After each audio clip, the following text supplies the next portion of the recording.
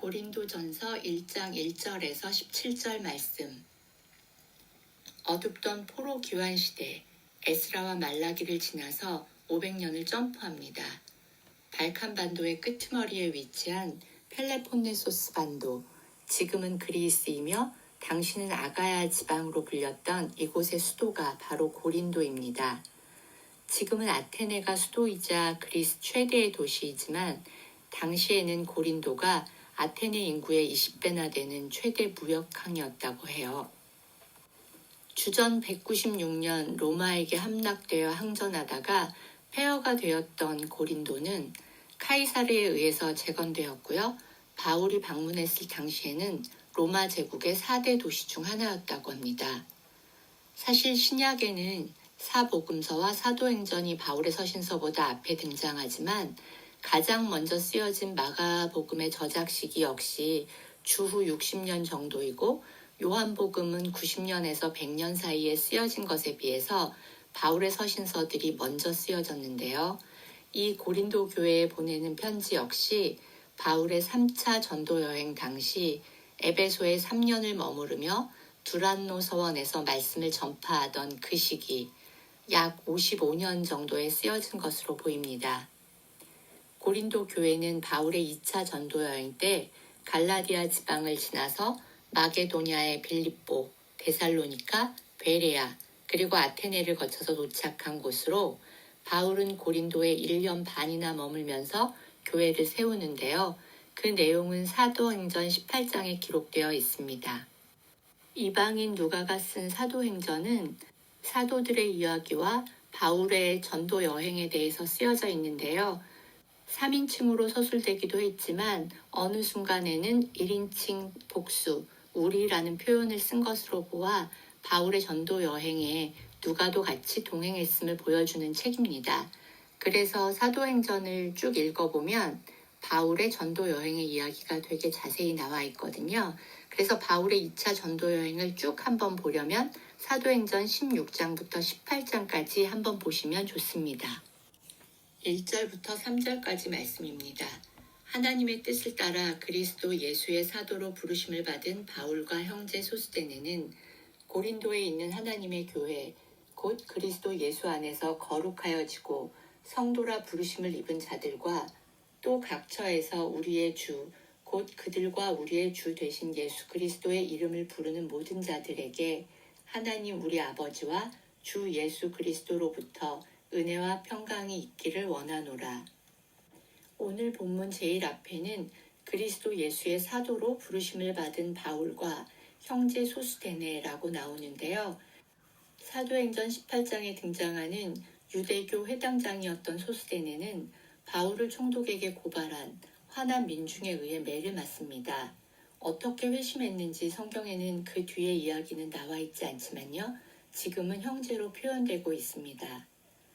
하나님의 사자인 말라기들, 즉 구약의 선지자들과 예수 그리스도의 사도로 보내심을 받은 예수님의 제자들이 이렇게 연결되고 있음을 보여주는데요. 그리고 그 사도 중 하나인 바울에 의해 전도를 받은 소스데네는 또 이렇게 사도로 세워져 갑니다. 당시의 고린도는 부유하고 화려했으며 동시에 모든 이방신들의 성전으로 가득 채워져 있었대요. 그 중에 아프로디테 성전에는 여사제가 1000명이나 있어서 음란한 종교 행위를 하기도 했다고 하거든요. 그래서 코린티아 조마이라는 말은 고린도인이 되다, 고린도 방식으로 살다란 뜻으로 방탕한 삶을 사는 사람들을 의미하는 욕이었다고 합니다. 그런 고린도에 하나님의 교회가 세워지고 예수 안에서 거룩하여지고 성도라 부르심을 입은 모든 자들에게 은혜와 평강을 구한다는 구절이 이어집니다. 땅이 화려하고 부유할수록 우상들이 넘쳐나고 음란함이 일상이 될수록 그들과 구별되어 거룩하여지는 일은 쉽지 않은 일일 것입니다. 어쩌면 이 땅과 이 시대가 고린도는 아닐까요? 그리스도로부터 임하는 은혜와 평강은 매일 우리가 구하고 누려야 하는 것임에도 고린도와 같은 이 땅에서 우리는 자칫 그 은혜를 다른 것들보다 뒤에 두기에 혹은 다른 것에서 의미와 평안을 찾기에 우리의 평강은 오히려 깨지고 맙니다.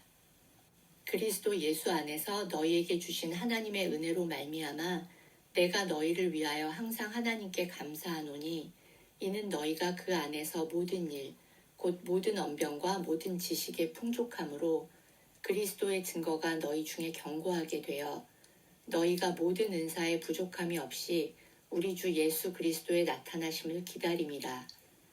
주께서 너희를 우리 주 예수 그리스도의 날에 책망할 것이 없는 자로 끝까지 견고하게 하시리라. 너희를 불러 그의 아들 예수 그리스도 우리 주와 더불어 교제하게 하시는 하나님은 미쁘시도다. 바울은 이들에게 생긴 여러 문제들을 듣자마자 바로 편지를 쓰지만 교회의 분열과 다툼에 대해 먼저 이야기하기에 앞서 이 모든 문제가 어떻게 야기된 것인지에 대한 본질을 인사에 담아둡니다. 바울의 인사와 그의 정체성의 고백이야말로 우리 인생 가운데 일어날 모든 문제의 원인이 무엇인지의 핵심을 말하고 있습니다. 당시 고린도에 살던 지식인층은 노동은 노예들에게 맡긴 채 철학적 논쟁을 즐겼다고 합니다. 언변과 지식이 넘쳤던 그들에게 복음이 아닌 교만과 논쟁거리가 된 그리스도의 증거, 그리고 자랑이 되어버린 은사를 질책하지 않고 바울은 모든 지식으로 그리스도 안에서 견고하여 지라고 권면합니다. 지식과 은사의 자랑을 나무라기보다 그것을 통하여 그리스도가 그들 안에서 드러나기를 기다리는 바울의 기도는 마음을 먹먹하게 합니다. 바울은 그들을 부르시고 성장시키시리가 바로 하나님이심을 고백하고 있습니다. 형제들아, 내가 우리 주 예수 그리스도의 이름으로 너희를 권하노니 모두가 같은 말을 하고 너희 가운데 분쟁이 없이 같은 마음과 같은 뜻으로 온전히 합하라. 내 형제들아, 글로에의 지편으로 너희에 대한 말이 내게 들리니 곧 너희 가운데 분쟁이 있다는 것이라. 내가 이것을 말하거니와 너희가 각각 이르되 나는 바울에게, 나는 아볼로에게, 나는 게바에게, 나는 그리스도에게 속한 자라 한다는 것이니 바울은 이제야 하나되라고 권면합니다. 당신은 예수님이 돌아가신 지 20여 년이 지난 때이니 예수님을 본 자들도 있었을 것입니다. 내가 본 예수님은 이러저러 했다는 둥, 더구나 베드로 같은 측근의 말이 더 믿을만 하다는 둥, 훨씬 젊은 신세대 아볼로가 좋다는 둥, 바울에게는 견디기 힘든 공격이며 험담들이었을지도 모릅니다. 그러나 바울은 이렇게 설명합니다.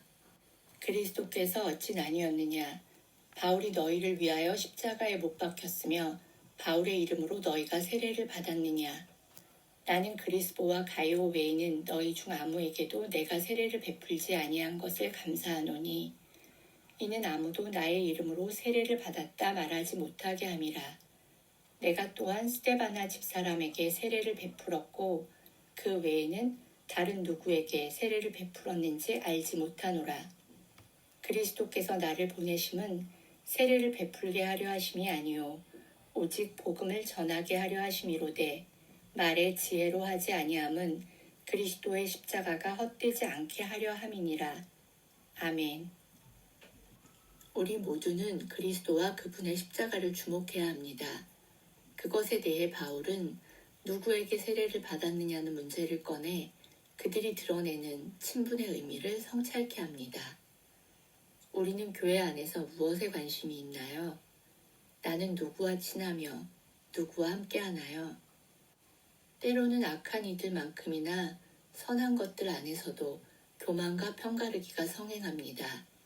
얼마 전 팀 켈러 목사님의 책들 중 복음이냐 종교냐에서 다루었던 문제들입니다. 나의 사랑조차도 때로는 편애로 보여 편가름이 되지 않도록 늘 깨어있기를 기도합니다. 그리고 사람이 아닌 복음에 집중하기를 기도합니다. 복음에는 능력이 있습니다.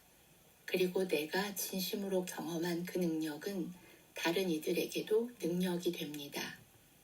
우리 주 예수 그리스도의 이름을 부르는 모든 자들에게 하나님 우리 아버지와 예수 그리스도로부터 은혜와 평강이 있기를 기도합니다. 아멘.